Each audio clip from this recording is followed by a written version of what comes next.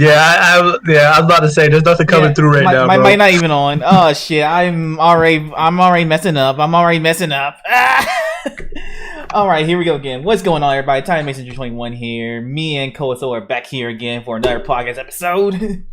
Yes, sir. Man, it's your boy.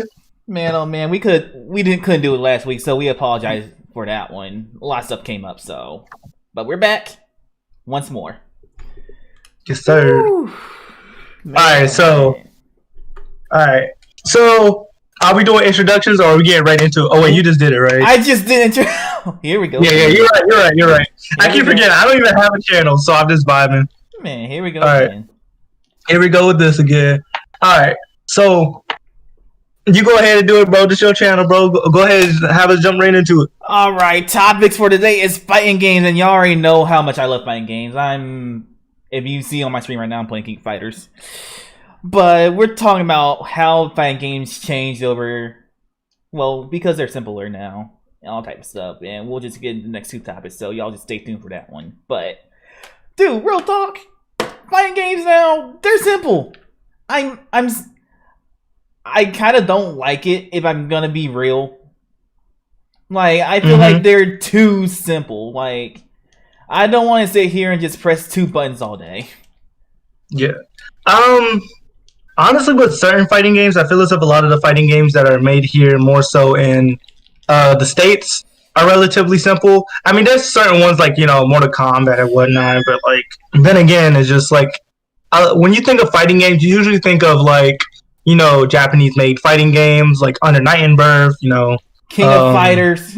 You just think of a Street Fighter, Tekken probably being one of the hardest fighting games out there, in my opinion, but I definitely do think that Tekken ain't that hard. You telling me right now Tekken ain't that hard. Wait. You say Tekken's one of the hardest you know. Boy, Tekken, in terms of a 3D fighter, is one of the hardest 3D fighters I've ever played.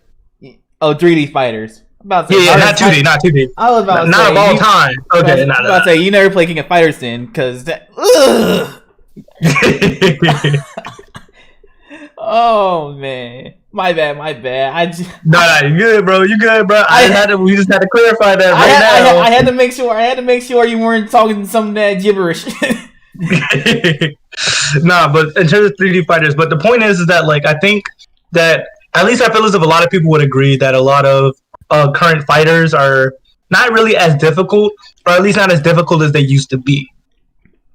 Hence, it's particularly true with like newer anime-based fighters. I would say. I'm gonna be honest, like not even anime-based fighters, like Mortal Kombat. Like you guys, I do agree with that. People know how much I play Mortal Kombat back in the day. Like I sat here and played 9 like ridiculously. X is like it's a little bit simpler, but I can get with. And you got Mortal Kombat 11, where it's just nothing but premier zoners. Like that is true. I will give you that one. There's like everything got to be simple now, and I'm just like, there's not really much reward there. If you ask me.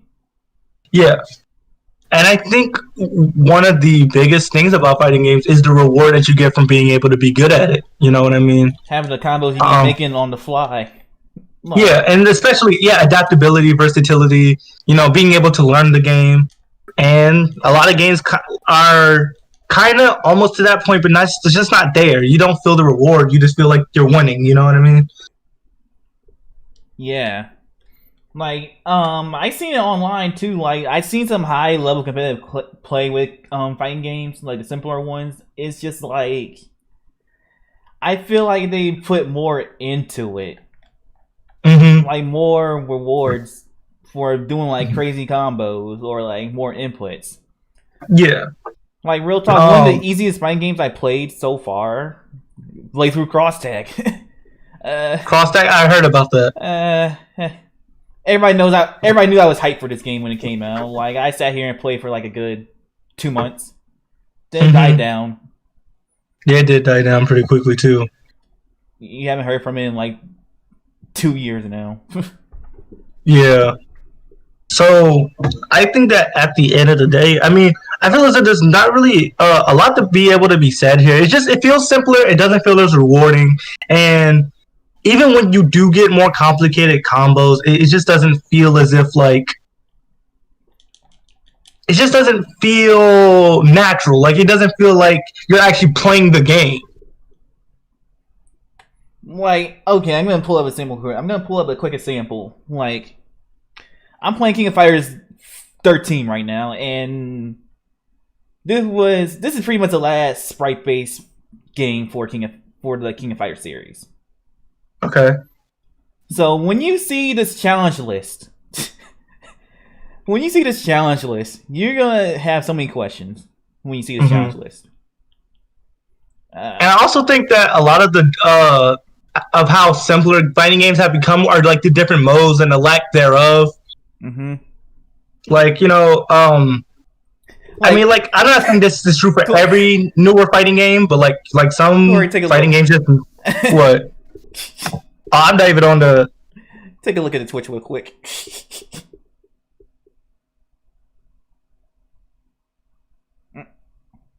You get stuff like that, boy. I'm about to watch this. You get stuff like that. You don't get stuff like this anymore. I'm about to. You don't get stuff like that anymore. Yeah, you're not even lying, bro. You don't get stuff like that anymore. It's just like, press triangle, triangle, triangle, square. Yeah. And another thing that I think you just made a good point. It's like even with the newer fighting games, I feel like there's a lot more button inputs rather than stick inputs. You know what I mean? Biggest example. Grand Blue Versus. Yeah. I sit here and play this game all day, but it's simple. Yeah. And because it's not really stick input heavy, there's also a lot of like a lack of like movement. Movement is what I'm thinking of. Movement based fighters and like movement inputs are not really as important as they used to be. Like in this game. Now I think about it, I don't even think KOF 14 has that many inputs. Now I think about it. Yeah. Yeah. My only games I can say that really do this anymore is like the R system games, Guilty Gear, Blaze Blue, wherever. Under Night and Burst. That's my French bread. Yeah. So I think that in order for difficult arcs, I think that in order for like people, in order for fighting games to get to where they used to be, it's just make them more like input heavy and like. And whatnot. But the real question is this stuff really a problem? Is it really a problem for fighting games to become simpler? Okay. I'm going to look at it from two sides. I'm looking at the opposing side first. Yes, it's bad because there's not much reward and people can pull off just the same combos over and over again. It's just like there's not enough complexity. However, if it were simpler, then it can bring in more people and like they can like get a feel for a game and see if they like truly want it. Like I'm gonna be honest here. When I played Green Reaper first time, I played a beta. I didn't know what I was doing. Yeah, I sat here and button mashed, but then I literally just sat here and just like let me learn how to play this actual game, and here I am now learning the actual game. Like it will drag people into it, but after a while, they gonna feel like it's too simple. And going back to the opposing side, it's like, yes, it may be like simpler, but there's not much reward. There's not much in terms of competitive fighting games. Evil hype, like you get what I'm saying? Yeah, I definitely get what you're saying because it's like a lot of give or take. So it really depends on the fighting game you're referring to. But the overall goal of anything that's put out for people to buy is to get people to buy it.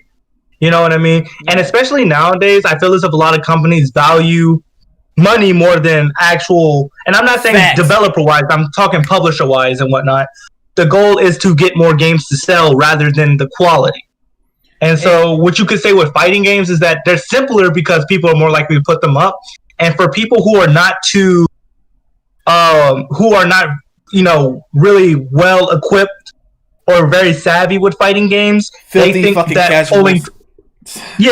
casuals basically. They think that pulling off these simple combos are more rewarding, whereas with people like us and people who also really like fighting games, it's not as rewarding. And I feel as if that the people like us are in the minority, while the people who are not who are more casual are the majority. Back then, it wasn't like that. You got what you got, and what was really appreciated was the fact that you could sit down and lab an entire game and its roster, and you become good at it. That's what it was like back then. Nowadays, more people want to be able to be good at games, and not to say that they're not, but just to say that they want it to be a little bit more simpler. Because you know how easy it is. I've seen this all the time in fighting games, where if people don't feel as if they're good enough or they get too frustrated, they rage quit. That's how it is nowadays. So Okay. You haven't seen the video recently, but I'm guilty of that. I'm really guilty. who said I didn't watch it? I played. Maybe that was a call out. No, that's not a call out. Maybe it was a call out. I ain't saying. Wait, will you listen to me, my guy? You listen to me right now. You listen to me. I ain't saying it's a call out. I'm just saying I'm guilty of that. That's all I'm saying. I play KOF 13. I experienced SNK boss syndrome. I race quit. I walked out my own room. That's how mad I was. Man, you don't come to me. You don't come to me saying that's a call out. Watch out. Hey, bro.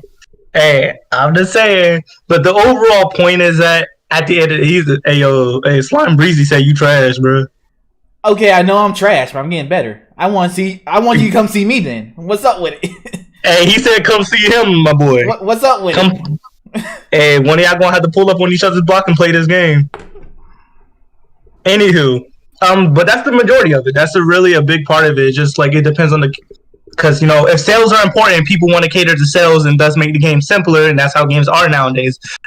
Whereas with back then, there's not really much else to really talk about. I mean, other than the fact that you got the games that you got, and then you lab the game, and people grew and appreciated them for fighting games because of that.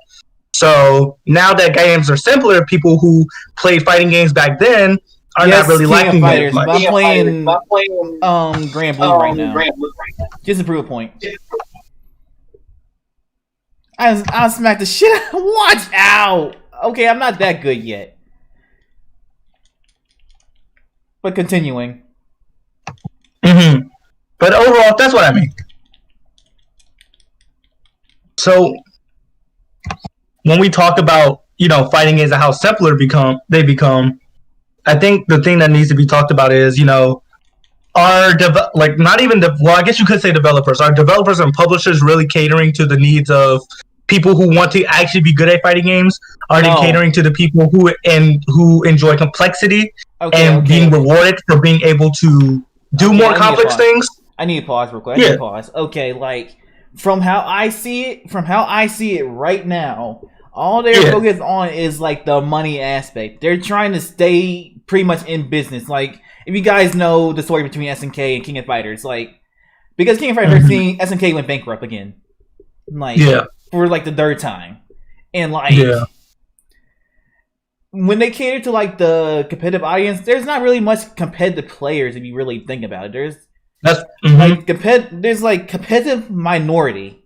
There's like really just competitive minority. And like when they want to cater to casuals will sit here and just press button mash the whole time, just like I can't do nothing. Like I'm trash at this game. This game is garbage. And it just seems like if you like cater to the like casual audience, it's just gonna be like there's no room for like competitive players. Like technically there's like small room, but there's not really much room for it. Like you guys seen Grand Blue versus, like it's just like a pretty much a guarding situation. Like you guard, then you attack. It's just there's not really much combos to it. Yeah. And it goes back to what I said, that, competitive skilled players are in the minority and casuals are in the majority. So publishers and developers want to cater to that particular majority audience. Because I'm saying this right now, I'm I'm competitive, but I'm not skilled in any type of way. Yeah. As you see on screen right now. Hey, bro. Yeah. So Slime Breezy said it himself is that if you're playing King of Fighters and Street Fighter, depending on which ones, you're gonna have to be very skilled to pull off a combo, which I find to be true. That is actually true. That is actually true. And so that's what it comes down to, is, So and I think we already got the reason why fighting games have become simpler. Money, money, money, money, money. And I guess that's a very common sense answer, but it's really kind of tough to kind of talk about because it does screw over the minority, which are people who actually like to play good fighting games. I mean, like to play more complex fighting games or more rewarding fighting games. But it's the way in which they do that, which is kind of disappointing. You know what I mean? We're getting button mashing based games. No longer stick input based games, and then Yeah, it's just like it is what it is. Yeah, it is what it is. And Odoron972 said, "Man, he said it right. Won't really solve anything." Yeah, I don't think it really will solve anything because people, if you go into the more competitive scenes and whatnot, are getting fed up with these simpler, and leave 1 week after. And I think that actually brings up a good point that we didn't address. Can you maintain that audience for casual players? Because when you think about it, when you release a new game for King of Fighters or Street Fighter games or whatnot, there's still going to be those good players that try the game out, right? Let's say the casual players get bodied the heck out of, and then they stop playing the game. Then what was the point of making the game simpler? You know what I mean? And then you also get the competitive-based players that leave because they're just like, the game's too simple. Wait, hold up.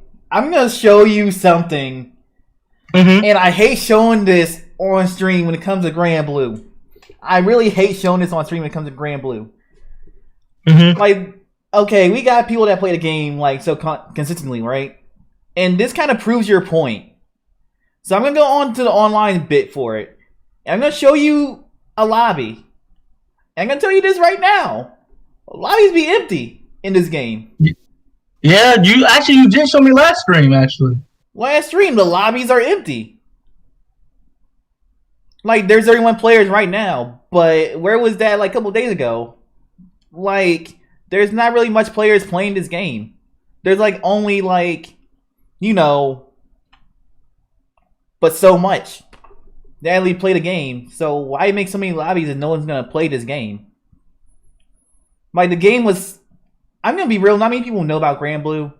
And I can understand why, but at the same time, it's just what's going on here?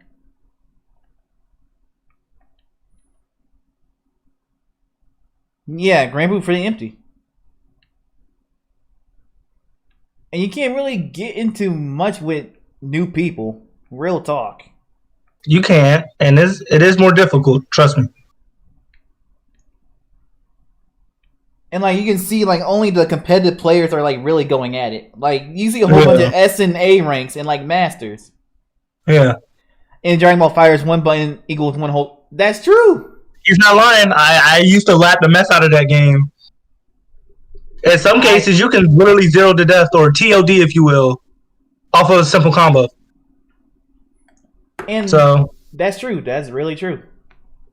Yeah, especially if you have the right team, and then some teams have these mechanics that really don't. I won't say unbalance the game, but they just don't really help the game either. Ultra Instinct Goku. Ultra Instinct Goku. I feel as if he's one of the few characters I can say that can just leave the game. Super Baby too. And there's literally people out here that have UI Goku, Gogeta, DBS Broly, or Baby in their lineup, and it's literally.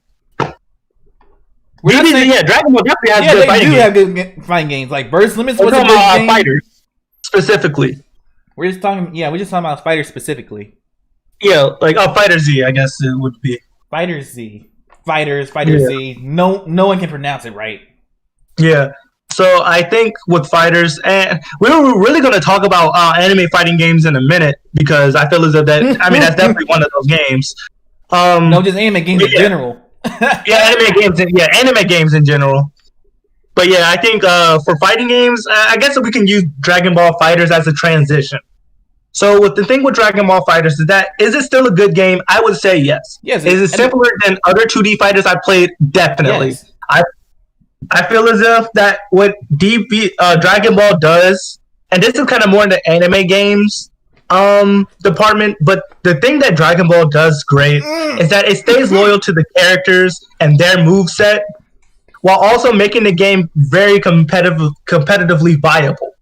So, for an example, if you take certain mechanics that characters have, like I say, it kind of throws the game off, but there's always like it actually feels like a fighting game. You know what I mean? One character being like the most powerful character canonically does not screw over the entire game. You know what I mean? And for an anime game, I think Dragon Ball Fighters is pretty solid. The story is trash. We won't lie. What the story? Is garbage. What story?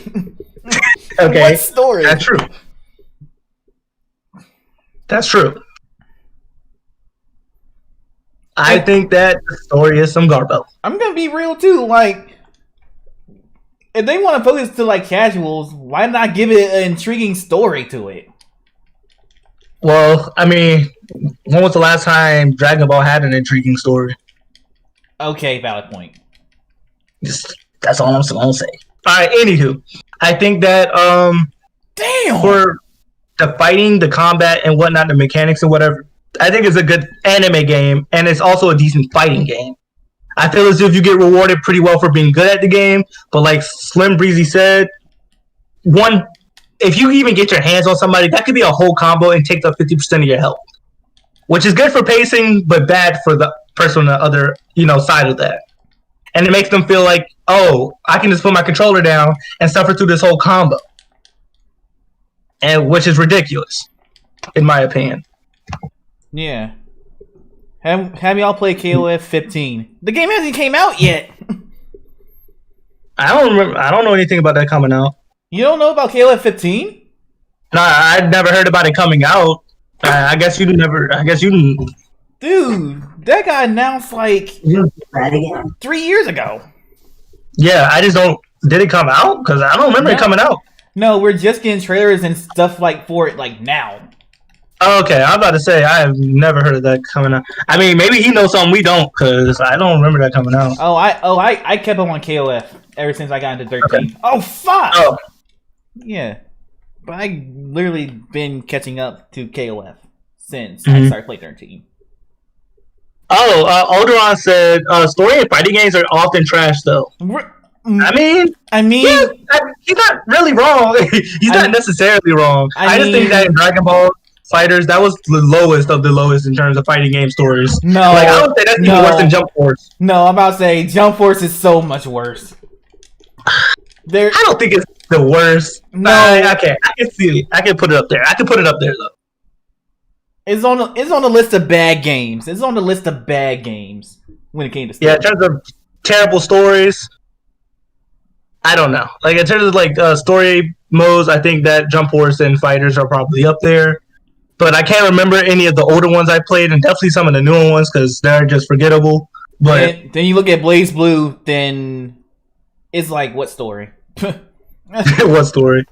Hey, some crossover games don't even care about the story. They just tell you to play crossover. Not even cross tag.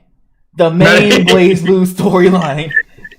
And all my Blaze Blue homies can agree with me when I say that story is confusing as all hell. They can all agree with me saying that game story is confusing as all hell. Yeah. I will sit here and gladly say that story is trash and confusing. Hey, bro, at least it ain't Jump Force because, you got Naruto, Luffy, and Ichigo fighting in New York City like it ain't nothing.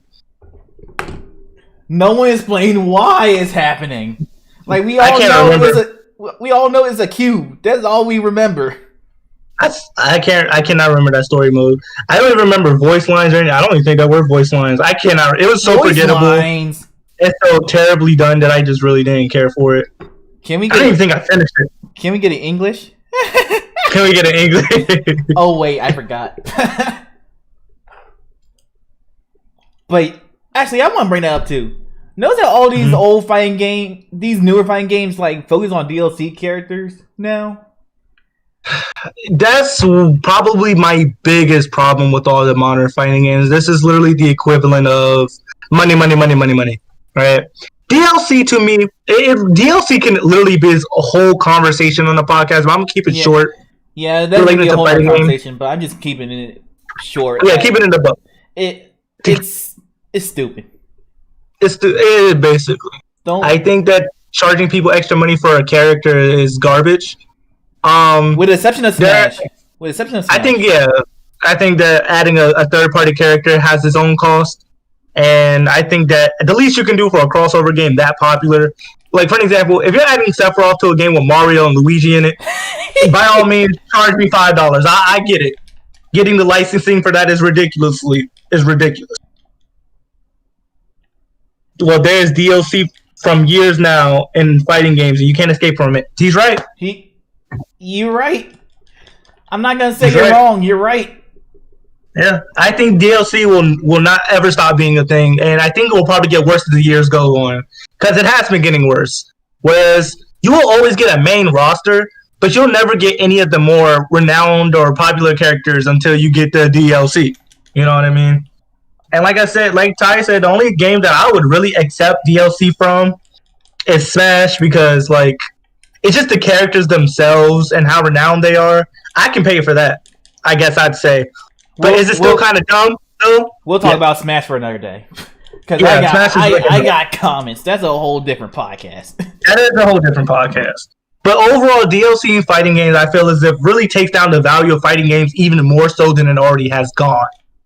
Right? Yeah. And because we can't escape from DLC, the real question is, do we really keep accepting DLC?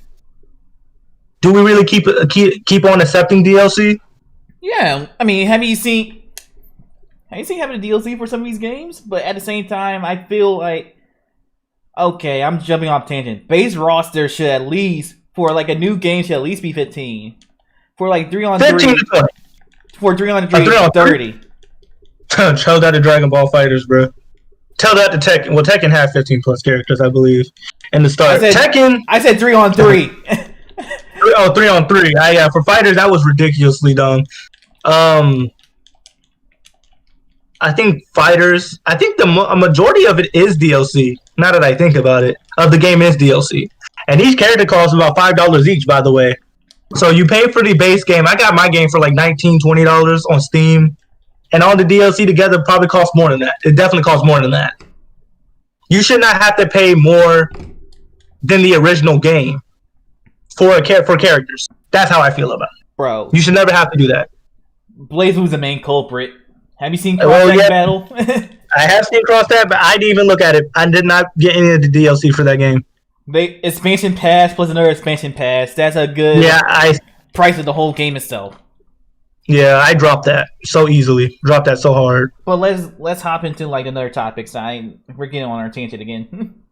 Yeah. So, and this really, well, I guess since we're talking about fighters and crossover games, yada yada yada. I think the big thing we need to really talk about are anime fighting games. I mean, anime games in general. Why they're so trash. Like, I promise you, there are barely any anime games out there that I really really like. Okay. Before you even continue.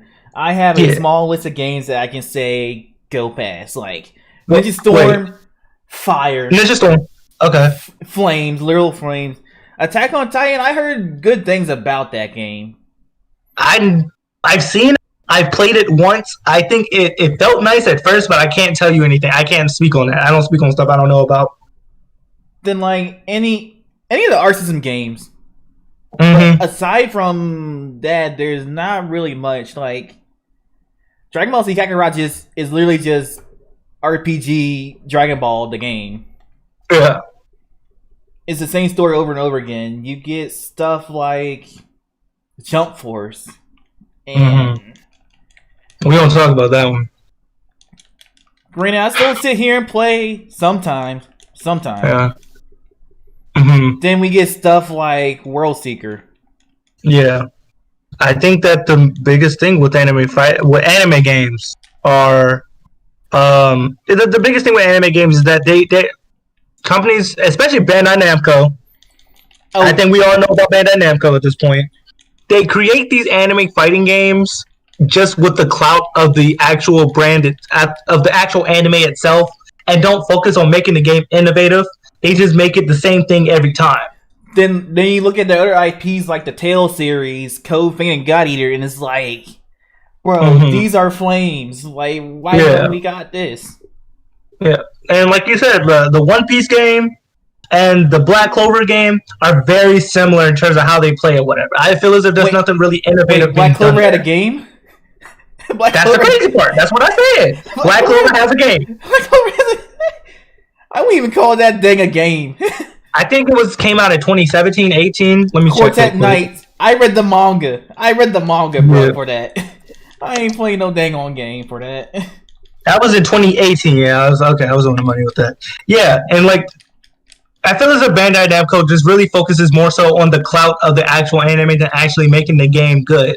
Now, by good, I mean like something that's innovative and fun to play. I'm not going to play a game just because there are popular characters in the game as a story.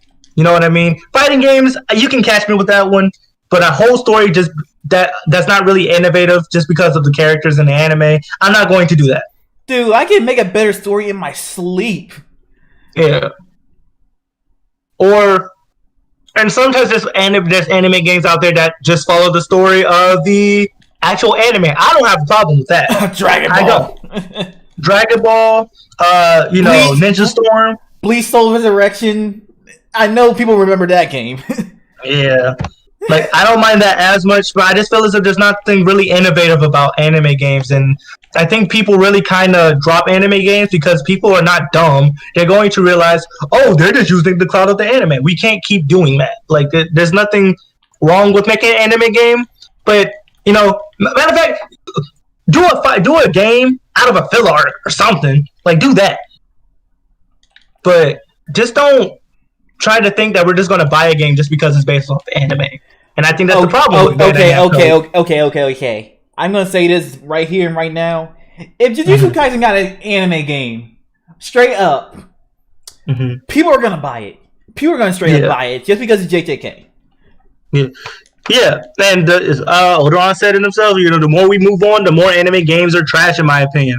Hello, Boruto Striker. Boruto Striker, I literally I didn't even bother with that game. I literally saw it.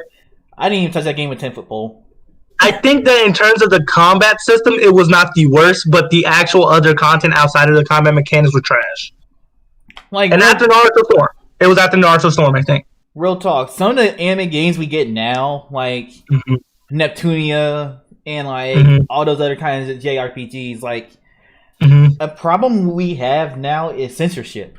Like, they will sit here and censor anything. They will sit here and really change words just to fit some kind of narrative. And I'm not one of the people that just say oh, this is conspiracy theory. I'm just saying what I see and what I play, because I play both versions of the games. I don't sit here and just play American versions. No. No, I think that's not even conspiracy theory. That's just facts. Censorship is with the anime games. Have you ever watched the BET Awards? Things get censored like that all the time. Censorship. Have you watched the BET Awards? Yeah, bro. You seen the BET Awards? How they be censoring stuff? I be dying in my dang seat. Yo, I'm glad you brought that up of all things. I did forget that Seven Deadly Sins had one. I looked at that and I just forgot about that One Punch Man game. I don't even know what to say about that one. The Fairy game wasn't that bad. It wasn't that bad. But was it innovative though? Was it something that was that? Was it something that made people be like, okay, I can give animation games more of a chance? No. Okay, the thing with Fairy Tail game is the concept is good, but I feel like it would have been better with more open world combat. Yeah. Instead of just turn based. If I want a turn based game, I'll just turn directly to Fire Emblem. I will turn directly to Neptunia. Hell, I don't even turn back to Sword Art. Watch out. Hey, you going back a little bit too far. All right. Calm down. Calm down. I'm not talking about Fatal Bullet. Fatal Bullet is one of my favorite Sword Art games, hands down. But okay, fair.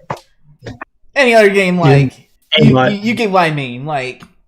Yeah, They could do so much more with it, and they just choose not to. And I think that actually is the biggest problem. I think when you think about the potential of all these animes and the games that they put out are so subpar to the actual potential of it, is why people aren't buying it. You know what I mean? And people aren't really going for it anymore. And when you look at an anime game, you think, oh, it's just, the licensing and the name behind it. And when you come down to play it, it's just not really fulfilling that. Yo, I'm actually playing like a Bleach game or a Naruto game. Well, Naruto games are actually pretty good. But you know what I mean. Counterpoint. Mm-hmm. So if you really think about it, it may not be good here, but in Japan, like people, I believe it. Consume that. Like I'm gonna be real. If you've seen some of the Japanese games, hell, even Pachinko machines got better gameplay.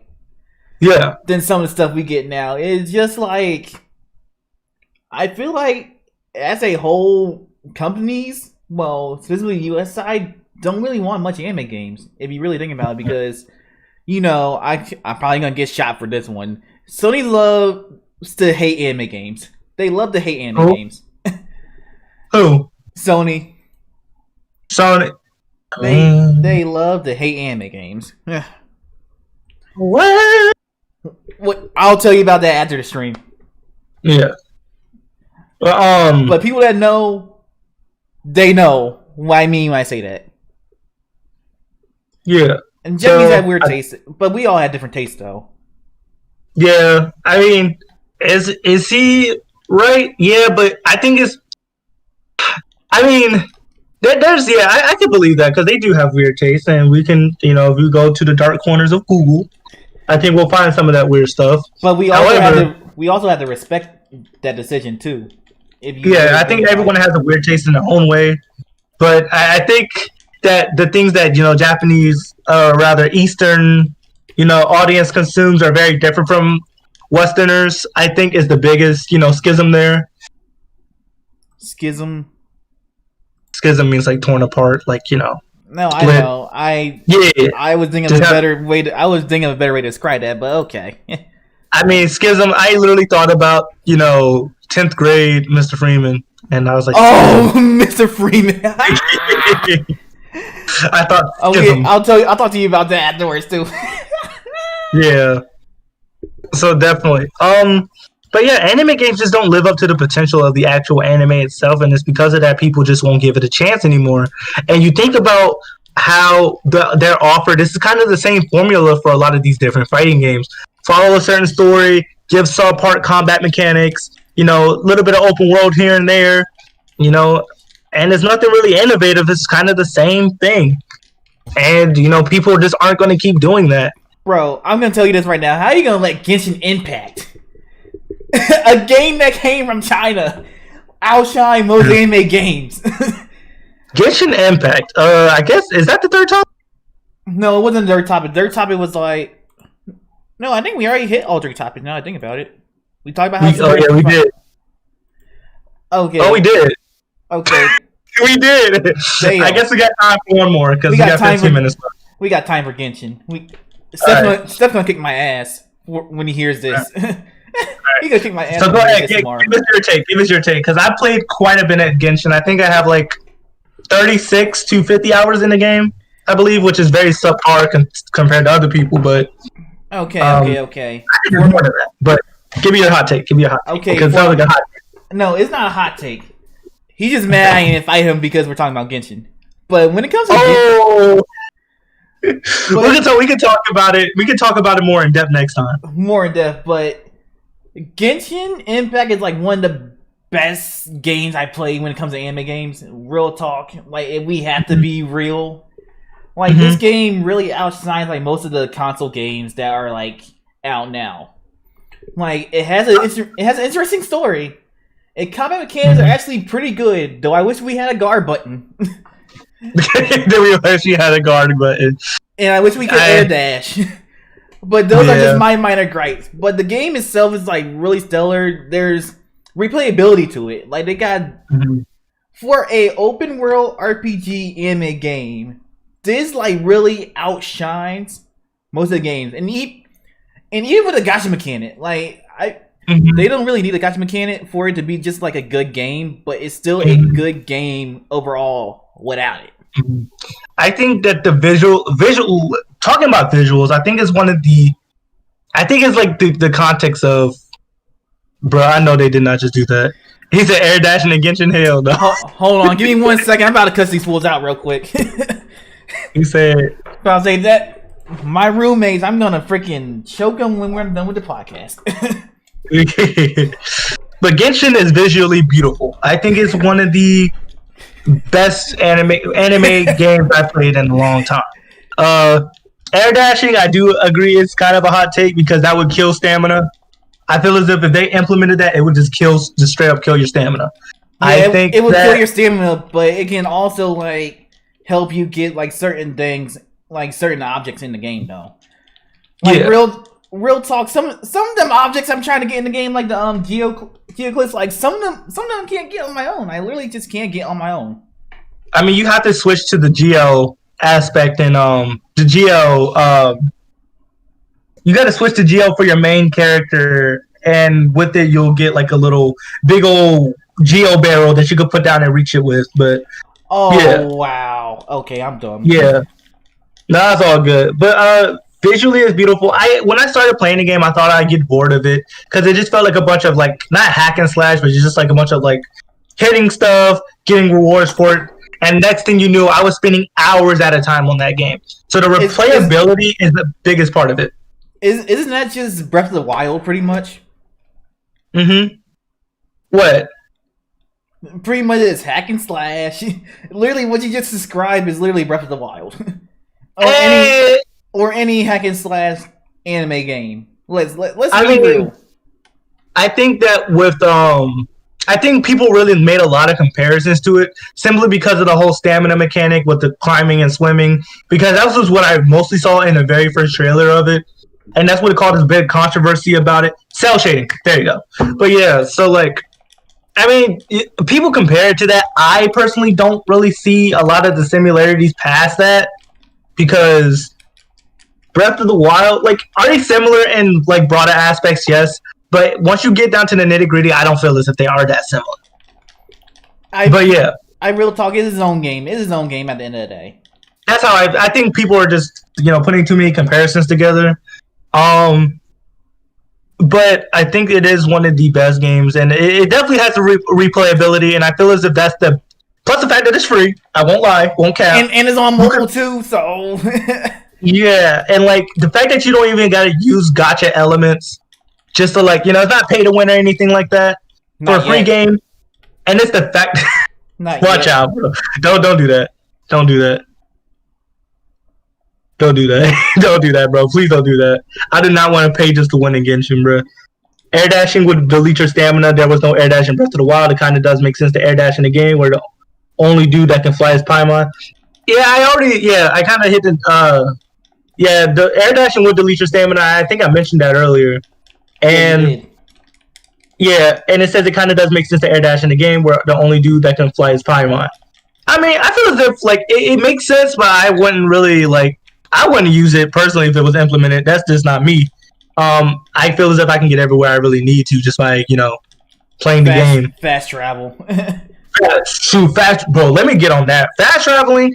Okay, all right. We're kind of just going. Oh, does it make sense? Okay, but yeah. So the thing with Genshin, replayability, combat mechanics don't get stale after a while. The exploring and the convenience of fast travel. I think what kills a lot of not massive multiplayer, but completely open world stuff, and then you get bored of all the traveling. Yeah. And most of the part there's no fast travel, but to get to specific places, you can just teleport to the nearest one and yada yada yada. Yeah. So I think that there's a lot that really goes into what makes Genshin great. Outside of the gacha mechanic, I don't really personally for me, I use the gacha mechanic, but only, oh, and it's the fact that you can actually get, things from the gacha mechanic in game too. They can actually help you. Yeah. Instead of just being locked behind the gacha mechanic. Yeah, which is what happens in most games because they want you to pay, obviously. So because you get that opportunity, it makes people more willing to play it. I'm because also, Yeah, I'm not gonna lie. Sometimes I play the game just to get the free primo gems on my daily commissions. I'm just gonna be that one person. All right, I'm just saying. And low key, Ganyu's looking really good right now. I might pull her tonight. I'm just saying that I with might hop on too. Who knows, yeah, bro? but with Let's team up. Genshin, is it even crossplay? Are you playing on PS4 or PC? I'm playing on PC. I play on PC. Oh, okay. Then we might be able to link them sometime. But yeah, so I'm loving it a lot. I think that it is one of the best gacha game. I mean, gacha. Well, it is the best gacha game. I know last stream someone mentioned Honkai Impact Third, which is made by the same people. It is made by the same people. If you prefer that, I get it. They're made by the same people. I can see why you would, prefer that. But in terms of like open world gacha games like that, I feel as if it's something that a lot of other different games need to look up to, especially for open world based games. They really need to look up to in order to get people to play it, because just within this first week, I think it got 20 million downloads, I believe. I can't remember off the top of my head. It was like 20, 25 mil, I think. Mm-hmm. And that's, and I don't know if that's across all consoles and mobile devices, but I can certainly tell you that it's basically created a standard of its own, and you can feel the work that's being put into the game. And real talk, right. Most of the new gacha games, okay. Blaze Blue, the new Blue gacha game is literally just Fate Go, but Blaze Blue. I'm just gonna be honest. Like, I heard the gacha rates for Fate Grand Order were ridiculous. Let me tell you this right now. I literally pulled out the mic for this shit. When it comes to Fate Go, their freaking gacha rates are atrocious. Like, when I say atrocious, I do mean atrocious. Like, I sat here and tried to roll for John Alter, and I think I had like 150 St. Courts. Use all of them and still ain't get it. And I'm just like, dude, that's like a good 5-10 rolls right there. Yeah. And I'm just like, is the rate up? But I ain't getting nothing. It's kind of like Genshin, but Genshin's not as bad. Like, there's still a possibility you can get the character. Mobile games looks like a trend now in Japan. I mean, I think they've always been for a while now. Yeah, they've always been a trend in Japan. Like, real talk, I know that always happened. In the West, you can't really find those games, but like you'll definitely find them if you look for them. Especially if you're on Android and stuff like that. I know you probably won't find them on iPhones. God forbid you do. No, you ain't gonna find them on iPhones unless you jailbreak them kinks. Yeah, so like if you have an Android or something like that, you definitely could find those Japanese-based games. A lot of them are not translated, of course, because they're not translated. But I think mobile games have been the thing for like at least the past 5 to 7 years. I have a couple of friends from Japan that tell me about it. So, plus most of these games are lacking in the sauce department. What do you mean by sauce, bro? Bro, the gameplay wise, that's what they're saying. I mean. Like, I guess. He did clarify. He just said they're lacking in the sauce and dip. Like, I'm gonna be real. I play most of the Japanese gacha games. Like, Fairy Tail Brave Guild is a good game I play, but most of them have like their gacha mechanics are weird. They're weird. I'm gonna say. Yeah. Wow, that much? What do you mean, wow, that much? Is he? I think he's talking to. I think he's referring to the years that they've been popular. I mean, at least that's from what I know, and that's from what I've heard and read upon, that they've been really popular for a long time. I mean, real talk. That's not a long time. Decide to make mobile games like the full-time thing, which I know they already have, because we got so many exclusive games in Japan, and when you look at the US games, it's just like.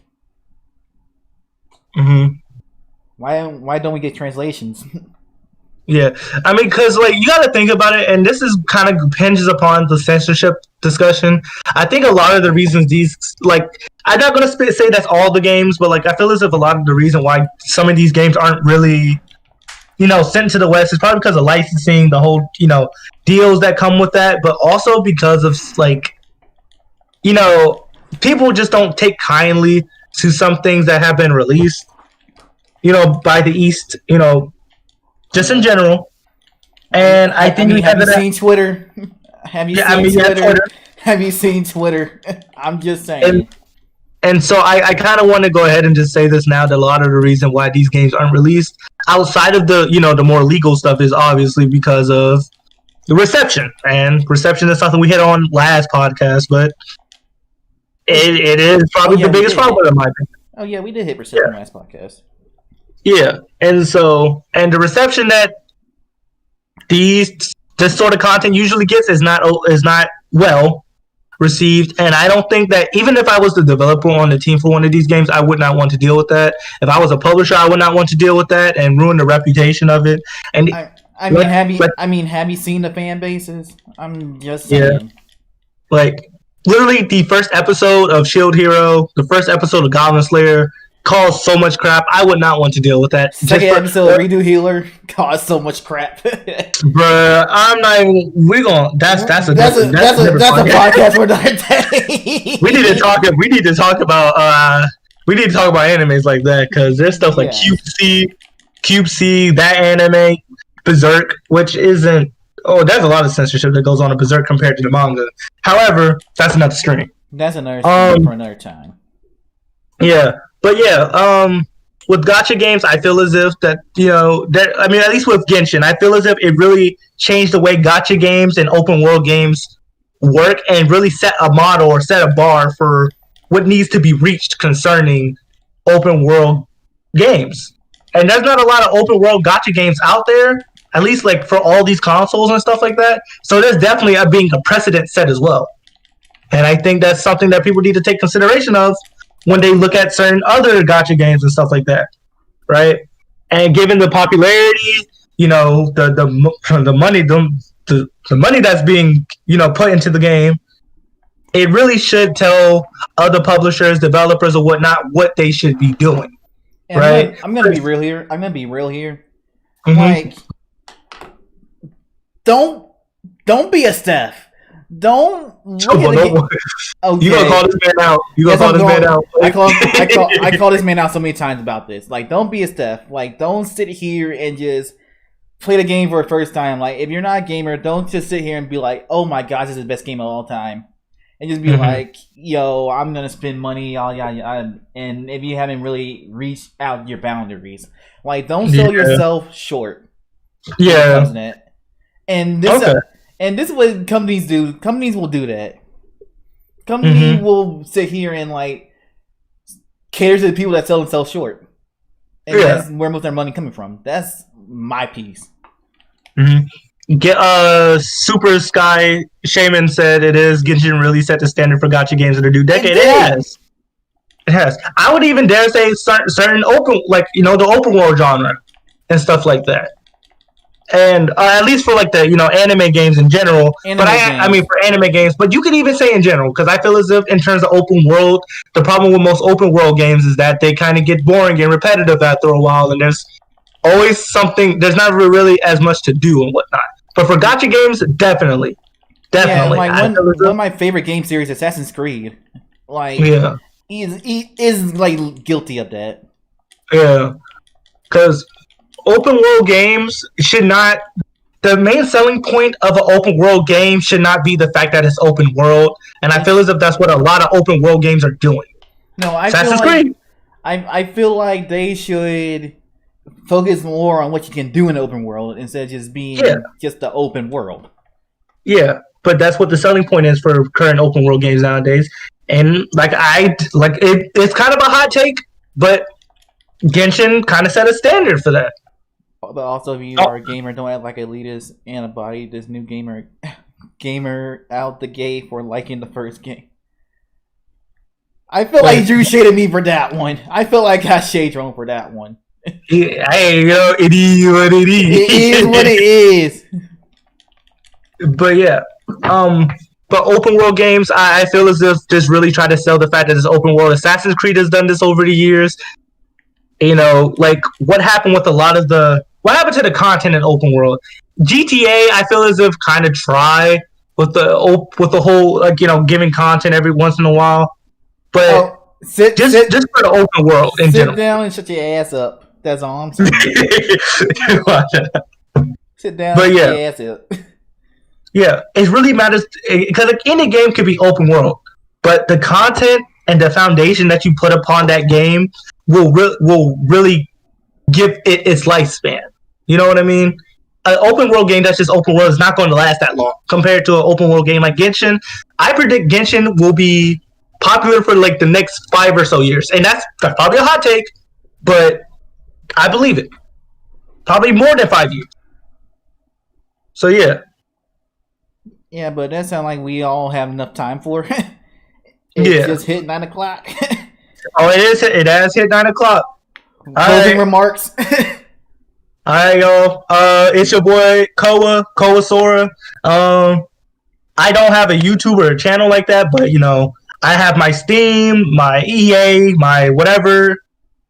Everything's KowaSora. You can kind of come see me there, but definitely. But thanks for having me up for the podcast again, Ty. No problem. Always a pleasure to have you, my guy. All right. But, this is your boy, Giant Mason 321 signing out. All see y'all next week, I guess. Maybe. Possibly. Most likely. Definitely. All right. Thank you.